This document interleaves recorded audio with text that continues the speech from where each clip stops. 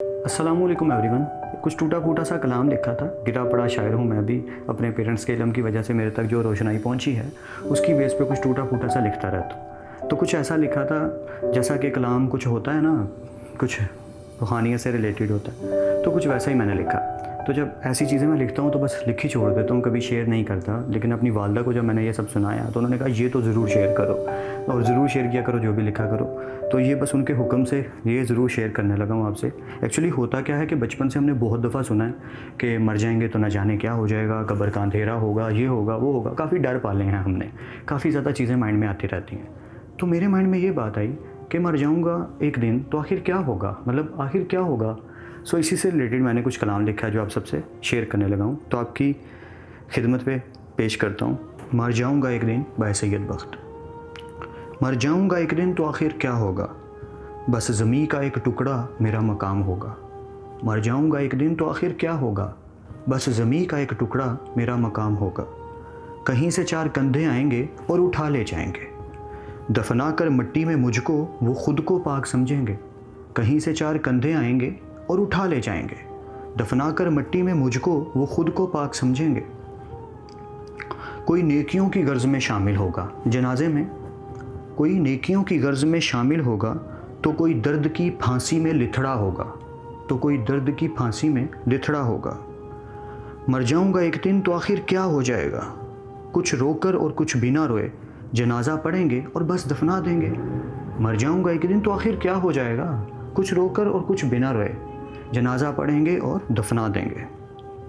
कोई तारीफ़ें ऐसे करेगा जैसे मुझसा कोई था ही नहीं, कोई तारीफ़ें ऐसे करेगा जैसे मुझसा कोई था ही नहीं, तो कोई पछतावे की खामोशी को सीने पे बोझ की तरह रख लेगा। कोई तारीफ़ें ऐसे करेगा जैसे मुझसा कोई था ही नहीं, कोई पछतावे की खामोशी को सीने पे बोझ की तरह रख लेगा। कोई वजूद को मिट्टी की सपुर्द करके भी कब्र के सिरहाने बैठा रहेगा, या कोई वजूद को मिट्टी की सपुर्द करके भी कब्र के सिरहाने बैठा रहेगा, तो कोई दफन करके वहाँ से जल्दी जल्दी भागेगा कि कहीं ये उठ ना जाए। कोई वजूद को मिट्टी के सपुर्द करके भी कब्र के सिरहाने बैठा रहेगा, तो कोई दफना कर वहाँ से जल्दी जल्दी भागेगा कि कहीं ये उठ ना जाए। किसी को दर्द इतना होगा कि होश नहीं होगा, किसी को दर्द इतना होगा कि होश नहीं होगा, और कोई दर्द में भी होश संभाले। किसी को दर्द इतना होगा कि होश नहीं होगा, और कोई दर्द में भी होश संभाले फ़राइज़ की अदायगी करने में मशगूल होगा। कोई दर्द में भी होश संभाले फ़राइज़ की अदायगी करने में मशगूल होगा। कोई पूछ रहा होगा कि हुआ क्या था, कोई पूछ रहा होगा कि हुआ क्या था, तो कोई बता रहा होगा कि हुआ क्या था। कोई हकीकतन फ़िक्र से पूछ रहा होगा, कोई हकीकतन फ़िक्र से पूछ रहा होगा, और कोई मजबूरन बस जान रहा होगा। किसी को भूख ने तंग करना शुरू कर दिया होगा, जनाजे में जो लोग आए होते हैं, किसी को भूख ने तंग करना शुरू कर दिया होगा, तो कोई खाने की फ़िक्र में यहाँ वहाँ तक रहा होगा। किसी को भूख ने तंग करना शुरू कर दिया होगा, तो कोई खाने की फ़िक्र में यहाँ वहाँ तक रहा होगा। कहानी पूरी करते करते ये जो जनाजे का समा चल रहा है, ये जो माहौल बना हुआ है, दफनाने लगे हैं, कफन दफन हो रहा है, गौसल दिया जा रहा है, ये सब होते होते, इसकी एंडिंग होते होते, कहानी पूरी करते करते सब भूल ही चुके होंगे कुछ पल बाद कि आखिर हुआ क्या था। कहानी पूरी करते करते कुछ पल बाद सब भूल ही चुके होंगे कि आखिर हुआ क्या था।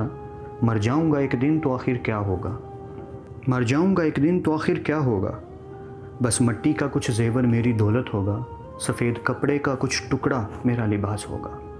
मर जाऊंगा एक दिन तो आखिर क्या होगा, बस मिट्टी का कुछ जेवर मेरी दौलत होगा, सफ़ेद कपड़े का कुछ टुकड़ा मेरा लिबास होगा।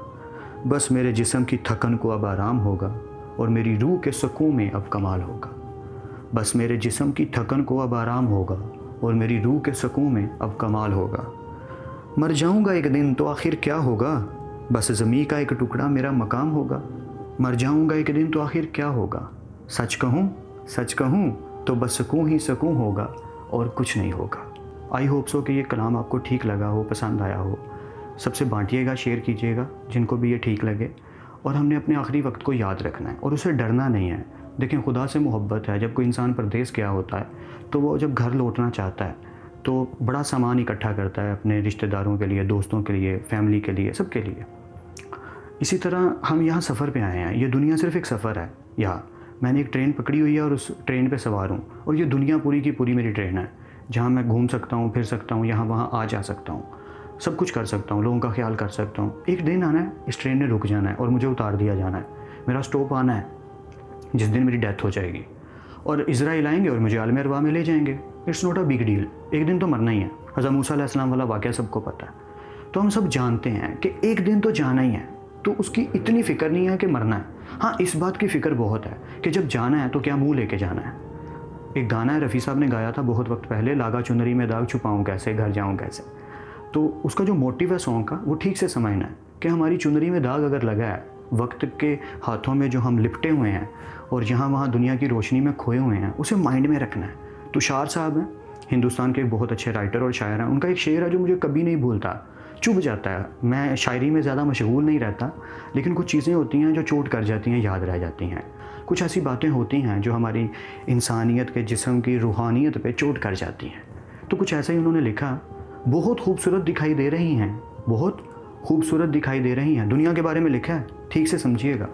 मैं भी हिल गया था, सोच में पड़ गया था, मेरी औसान ख़ता हो गए थे मेरी रूह के।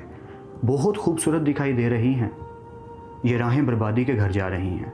जी हाँ, तो एक शेर ये था। एक शेर मैं आपसे अक्सर बोलता रहता हूँ, शेयर करता रहता हूँ, डिस्कस करता रहता हूँ कि सबसे बड़ा हादसा तो ये हुआ कि लोग ठहरे नहीं हादसा देखकर। हमने वैसे नहीं हो जाना, हमने बेहिस नहीं हो जाना। बस इतनी सी बात है कि हमने अपने बुनियादी असूलों को याद रखना है। क्या मेरे पेरेंट्स मुझसे खुश हैं? क्या मेरे बहन भाई, जितने भी मेरे आसपास लोग हैं, मैरिड हैं तो आपकी मिसेज़, मिसेज़ हैं आप तो आपके हस्बैंड, आपके बच्चे हैं तो आपके बच्चे, आपके दोस्त हैं तो आपके दोस्त, आपके नेबर हैं तो आपके नेबर, क्या किसी एक इंसान को या एक जानवर को, चरिंद परिंद को, किसी भी जिंदा चीज़ को भी और बेजान चीज़ को भी आपकी वजह से कोई परेशानी तो नहीं? हाँ, अगर नहीं तो आप अपने प्लेटफॉर्म पे ठीक चल रहे हैं, आप बिल्कुल सही जा रहे हैं। अब जो भी कर रहे हैं अपनी कोशिश को जारी रखिए। लेकिन अगर आपको पता है, आप कहीं ना कहीं जानते हो, हम सच जानते होते हैं अपना, हमें बहुत ज़्यादा हदीस का पता है, हमें बहुत ज़्यादा कुरानी आयात का पता है, नहीं पता तो हमें और पढ़ना भी चाहिए, पता करना भी चाहिए। हमारा मकसद क्या है यहाँ? हमारा ये जन्नत हासिल करना मकसद है? नो, ये 5 वक्त नमाज़ पढ़ना, रोज़े रखना, ज़कात देना, हज करना, यही ज़िंदगी है। ये भी ज़िंदगी है, ज़िंदगी का ये एक हिस्सा है। तो बाकी ज़िंदगी के जो हिस्से हैं वो भी बहुत इंपॉर्टेंट है। क्या मैं अपनी वालदा के साथ बैठ के लूडो खेल रहा हूँ? मिस्टर मिसीज़ हैं तो लूडो खेलते हैं बैठ के, अच्छी अच्छी बातें करते हैं, शेयरिंग करते हैं, दिल का खुलासा करते हैं, खुल के बैठते हैं एक दूसरे के साथ। हम एक दूसरे से वो बातें करते हैं जो किसी से शेयर नहीं कर पाते। क्या हमारी बॉन्डिंग और रिलेशन इतना अच्छा और मजबूत है? कहीं कोई कमी तो नहीं, कहीं कोई छूट तो नहीं रही बात, कहीं कोई कसर छूट तो नहीं रही हमसे, जिसमें हम ये जानते हैं कि हम गलत हैं और हम उसे दुरुस्त भी नहीं कर रहे, सिर्फ इसलिए क्योंकि हमारी अकड़ हमारे आरे आ जाती है। रिश्तों में हम जब भी बुरे होते हैं ना, हम अकड़ की वजह से होते हैं और किसी वजह से नहीं होते। हमारी ईगो बहुत बड़ा प्रॉब्लम क्रिएट करती है, और ईगो शैतान की तरफ से होती है। नबी करीम सल्लल्लाहु अलैहि वसल्लम ने हमें सिर्फ आजिज़ी सिखाई। आप सल्लल्लाहु अलैहि वसल्लम की जितनी हदीस हैं, जितने वाक़यात हैं, वो आजिज़ी सिखाते हैं कि ताल्लुकात की, मोहब्बत की कदर करनी, एहसास की कदर करनी, फ़िक्र करनी है लोगों की, छोटी से छोटी चीज़ की।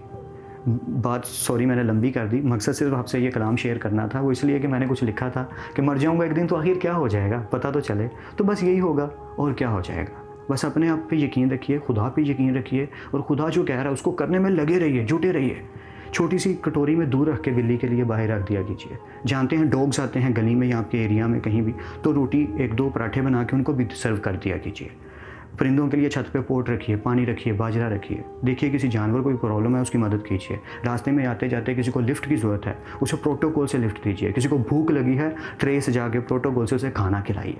ये छोटी छोटी चीज़ें बहुत बड़ा कदम बन जाती हैं कभी ना कभी। तो सबका ख्याल कीजिए। जे हो मूवी सलमान खान साहब की सब ने देखी है कि अगर आपको लगता है कि हमने कोई अच्छा काम किया तो आप शुक्रिया ना अदा कीजिए, सब लोगों की मदद कीजिए आप, और उनसे कहिए कि वो आगे 3 की मदद करें। 3 की नहीं, पता नहीं कितनों की, आखिरी सांस तक रोज़ मदद करने में लगे रहना है किसी ना किसी तरीके से, जिस तरीके से भी आप कर सकते हैं।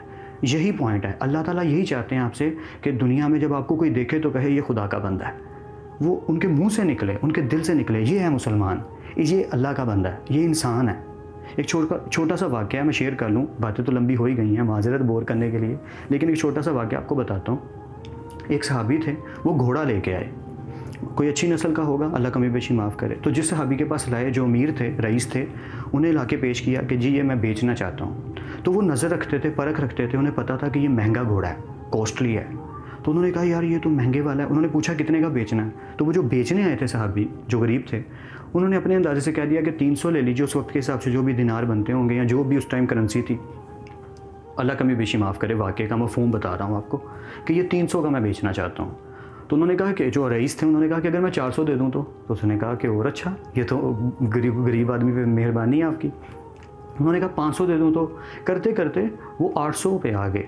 तो उन्होंने कहा क्यों मजाक करते हैं गरीब आदमी का, दे दीजिए जो भी बनता है आपका। तो उन्होंने 900, जो 300 मांग रहा था उसके 3 गुना बनते हैं 900 ला के अपने नौकर को कहा कि इसको दे दो और घोड़ा ले लो। 900 दिए और घोड़ा ले लिया। वो शख्स बड़ा परेशान हुआ। उसने कहा यार ये तो 300 का मैं बेचने आया था, आपने 900 का ले लिया। तो उन्होंने जो बात की थी ना, वो है इस्लाम, ये है मज़हब। उन्होंने कहा कि ये उस नस्ल का था कि इसकी कीमत जो थी वो तुम्हें नहीं मालूम थी, इसकी कीमत इतनी ही थी जितनी मैंने तुम्हें दी है। इस्लाम तो ये है कि हमने ईमानदारी खुद से बरतनी है। ये नहीं देखना सामने वाला क्या गा रहा है, ये क्या गा रहा है, वो क्या गा रहा है, मेरे फादर क्या गा रहे हैं, मेरी मदर क्या गा रही है, मेरा भाई क्या गा रहा है, मेरे दोस्त क्या गा रहे हैं, हमारा लीडर क्या गा रहा है, हमारा प्रेसिडेंट क्या गा रहा है, हमारे हीरोज़ क्या गा रहे हैं सोसाइटी के, हमारी आर्मी क्या गा रही है, हमारी पुलिस क्या गा रही है। नो, मुझे सिर्फ एक चीज़ पर फोकस करना है, मैं क्या कर रहा हूँ। क़यामत के रोज़ जब नबी करीम सल्लल्लाहु अलैहि वसल्लम मेरे कंधे पे हाथ रख के पूछें मेरे उम्मती हो, तो मैं बता सकूँ जी मैं आपका उम्मती हूँ। मैंने बड़ी कोशिश की, मैंने जान मारी, अपना पूरा वजूद लगा दिया, मैंने अपनी कोशिश जारी रखी। आपने वो कोशिश जारी रखनी है, अपनी कोशिश को जारी रखिए। और ये करते करते ना, ये कोशिश करते करते एक दिन दुनिया से चले जाएंगे। Thank you for your time. अल्लाह हाफिज़।